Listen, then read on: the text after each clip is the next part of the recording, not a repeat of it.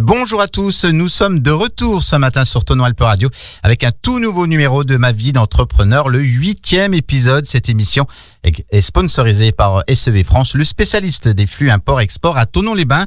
J'accueille Hélène Biglione, gérante de l'élevage des Grands Prés située à Draillan. Bonjour Hélène. Bonjour. Soyez la bienvenue sur Tonon Alpe Radio. Merci. Pouvez-vous nous présenter votre parcours d'entrepreneur ? J'ai travaillé pendant 18 ans à peu près comme commercial. J'ai vendu des voitures chez Peugeot. J'ai vendu chez des gros de l'agroalimentaire. Et puis, je me suis aperçue que ce que je vendais ne correspondait pas vraiment à mes valeurs.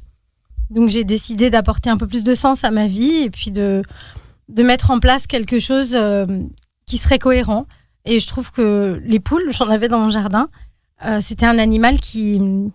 Je sais pas, j'aimais beaucoup et je me suis dit qu'avoir des œufs frais dans son jardin, ça devait être à la portée de tout le monde. C'est la nature finalement qui vous a donné envie de sauter le pas et de créer votre entreprise ? Mais j'aime tellement être dehors, oui voilà, c'est ça, être dehors tout le temps avec elle, vivre quand le soleil se lève ou quand il se couche et puis la nature, je crois que c'est le mot juste. Et les animaux aussi, je pense qu'il faut aimer les animaux. Il faut aimer les animaux, il faut pas avoir peur de se salir les mains, je fais... beaucoup de races de bestioles à la maison. Nous allons présenter l'élevage des Grands Prix, une activité que vous avez démarrée donc en 2018, c'est ça ? Alors, 2018, oui, et puis j'ai commencé à mettre en place en 2017. Et puis, vous pouvez nous expliquer comment vous avez donc lancé, quelles sont les premières difficultés La première difficulté, c'est de se dire qu'est-ce que je suis en train de faire. Parce que j'avais une maison à payer avec des traites, j'ai 2 enfants. Donc, à un moment donné, on se dit, va falloir que ce soit rentable rapidement quand même. Le premier pas à sauter, c'est celui-là. C'est ce que je dis souvent. C'est comme un cadre qui va élever des chèvres dans le Larzac. Il faut switcher dans sa tête. Et puis après, il faut quand même rester carré. Il faut créer un logo, il faut être structuré, il faut être bien accompagné. Donc, j'ai eu la chance d'être accompagnée par des éleveurs de volailles situés en Savoie. J'ai eu la chance d'être accompagnée par Jean-Pierre Gault, par sa maman, Madame Gault, qui a été la marraine de l'élevage, qui m'a beaucoup conseillé. Jean-Pierre, par la suite, m'a remis son portefeuille quand il a arrêté l'activité. Donc, ça a été une belle aubaine et ça a été très gentil et je l'en remercie beaucoup. Et puis, après, j'ai fait ce que je savais faire de mieux. J'ai vendu, j'ai mis en place du marketing, de la communication et voilà. La partie communication est importante aussi au niveau des réseaux sociaux notamment. Je pense que vous avez créé une page Facebook. Alors, c'est le principal pour l'instant. Je n'ai pas de site internet. J'ai une page Facebook. C'est l'élevage des Grands Prés. Et puis 2 ans plus tard, j'ai créé aussi les oreilles de Cupidon pour l'élevage de lapins. Mais alors, c'est une activité qui démarre gentiment. L'élevage des Grands Prés, aujourd'hui, c'est 1150 abonnés. Pas tout à fait, je crois. Donc, on commence à avoir un tout petit peu d'influence sur Facebook. Les gens nous connaissent.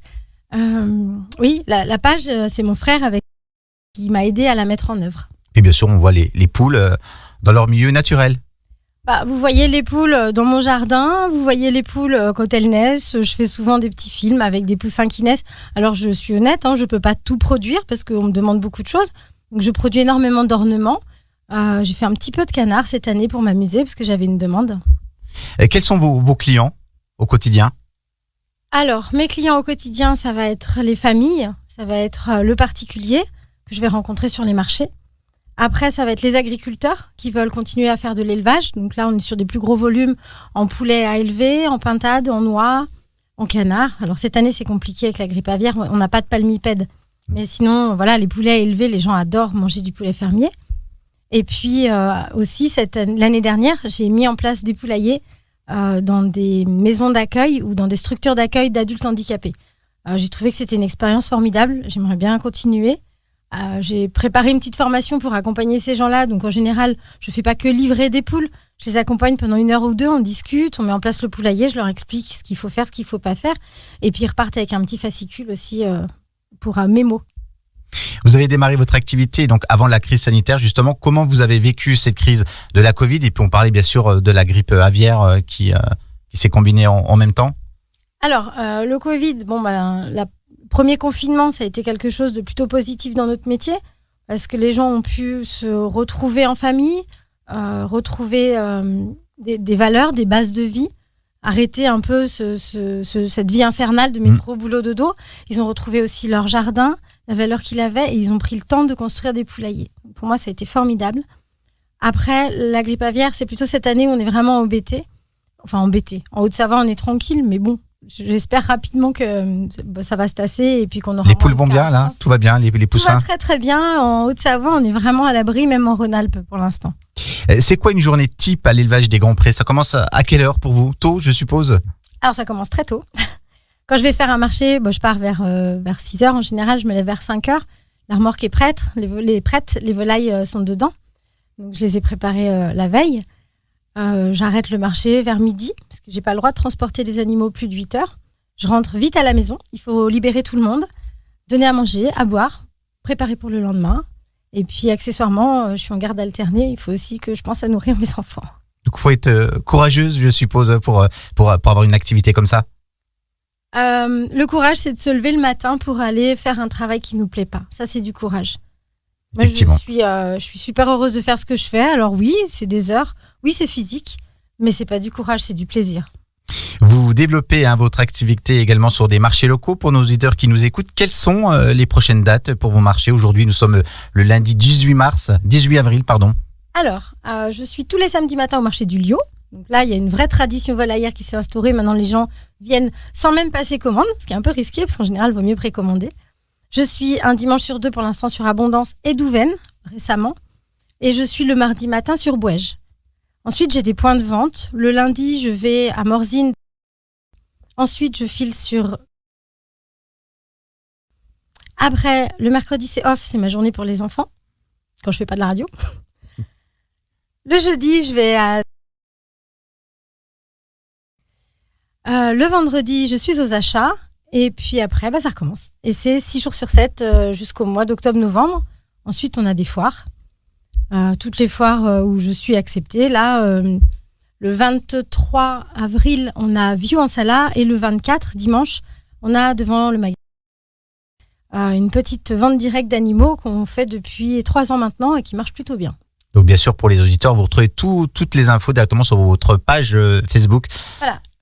Quelles sont les choses les plus difficiles au quotidien à gérer dans votre vie d'entrepreneur? Il y a beaucoup de choses. La compta. C'est un... c'est aussi de ne pas trop faire subir à mes enfants le fait que je travaille beaucoup. Donc, quand je les ai pas, j'en profite pour travailler à fond. Et puis quand ils sont avec moi, faut faire les allers-retours au foot. Il faut quand même prendre le temps d'être avec eux, de les accompagner pour les devoirs. Je crois que c'est ce qui est le plus difficile. C'est vraiment de ménager la chèvre et le chou, en fait. Avez-vous des projets pour l'avenir? Oui, j'ai plein de projets. Vous pouvez nous en parler? Alors cette année, j'aimerais prodiguer des formations dans des fermes. Donc, je suis en train de voir avec des amis agriculteurs pour venir former des gens, parce qu'il y a une grosse demande dans la volaille, pour bien s'occuper de ces volailles. Par petits groupes de 8 ou 10, on irait découvrir des produits du terroir dans des fermes. Le matin, je fais une petite formation, fais une dégustation des produits locaux. Et voilà, ça c'est un projet que je vais mettre en place cette année. J'en avais déjà parlé l'année dernière. En partenariat peut-être avec des communes, ça se passera comment? Les communes, j'avais été les voir quand j'ai créé l'élevage. J'ai pas eu beaucoup de retours. Donc je me débrouille un peu avec des interlocuteurs qui me comprennent, comme les autres agriculteurs. S'il y a des élus qui nous écoutent, n'hésitez pas à contacter directement cette entreprise. Comment vous voyez l'avenir pour votre entreprise dans les prochaines années? Je sais pas. Pour l'instant, ça roule, ça va à peu près. J'aimerais vraiment trouver un bâtiment parce que là, je commence à être un peu à l'étroit chez moi. Donc, j'ai besoin d'un bâtiment dans les environs de Draillan, Brantôme, Servan, je sais pas. Ça, c'est quelque chose où j'aimerais vraiment faire quelque chose de beau pour accueillir les gens dans un magnifique magasin de la poule avec tout à disposition, le grain local, bio, pourquoi pas. Avec les produits pour soigner les volailles aussi, enfin tout ce que j'ai déjà mis en place, mais en plus grand. Un site peut-être qui sera créé, c'est important aussi pour vous? Alors c'est un projet cette année aussi, alors ça coûte une fortune de faire un site. Je rappelle que je suis toute seule avec mes garçons et puis qu'on a une maison à payer. Donc un site internet, a priori, c'est 1 000 €. Donc, et oui, puis il faut du temps pour le gérer, puis mettre une plateforme de vente en ligne peut-être qui pourrait booster les ventes? Non. Je veux pas faire de vente en ligne parce que je veux pas faire d'expédition d'animaux. C'est pas des conditions de vie pour les animaux. Donc je ferai de la vente. Je ferai un site vitrine où les gens puissent aller voir les caractéristiques des volailles, mais c'est hors de question que j'expédie des animaux. Merci d'avoir été avec nous, Hélène. Je le rappelle aux auditeurs, vous êtes la gérante de l'élevage des grands prés. Ma vie d'entrepreneur, une émission à retrouver en podcast sur le site de tononalperadio.com. Merci à vous. Merci de m'avoir accueilli. Merci.